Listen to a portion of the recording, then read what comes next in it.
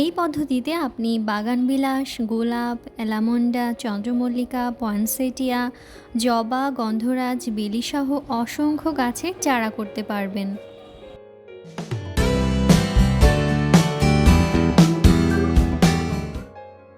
আসসালামু আলাইকুম, স্বাগত জানাচ্ছি আমার ইউটিউব চ্যানেল আপন বারান্দায়।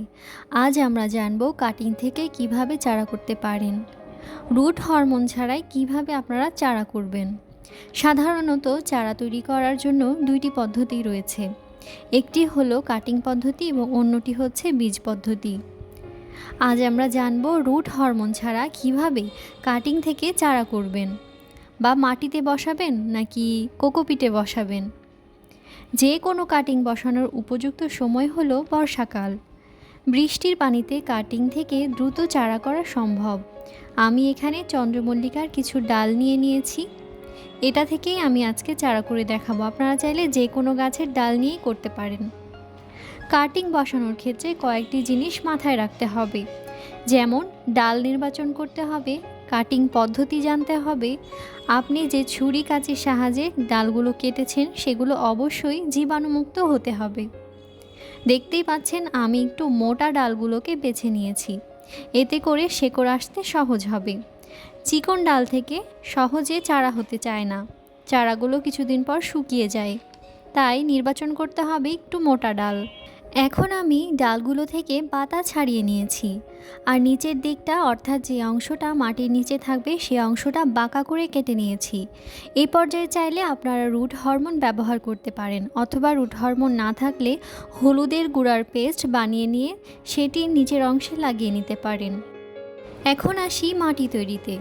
শুধুমাত্র পানিতে রেখেও কিন্তু চারা করা যায়, বালিতে, কোকোপিটে অথবা মাটিতে দিয়েও কিন্তু করা যায়।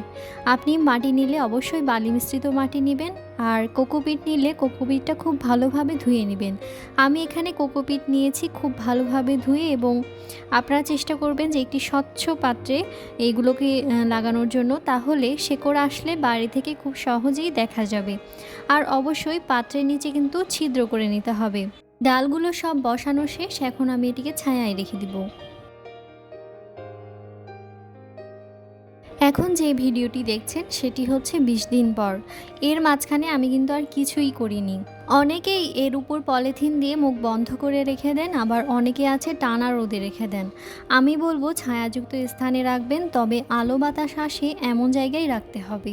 আমি এখানে অন্য কাটিংও বসিয়েছিলাম, সবগুলো থেকেই শেকড় ছড়াতে শুরু করেছে, এবং আমি বালি মিশ্রিত মাটি ও কোকোপিট দুইভাবেই কিন্তু চেষ্টা করেছিলাম। এবং খেয়াল করলে দেখবেন যে ভিডিওটিতে যে কোকোপিটের গুলোতেই শেকড় কিন্তু একটু দ্রুত ছড়াচ্ছে, নতুন পাতাও আসতে শুরু করেছে। এই অবস্থায় হালকা রোদে রাখা যেতে পারে।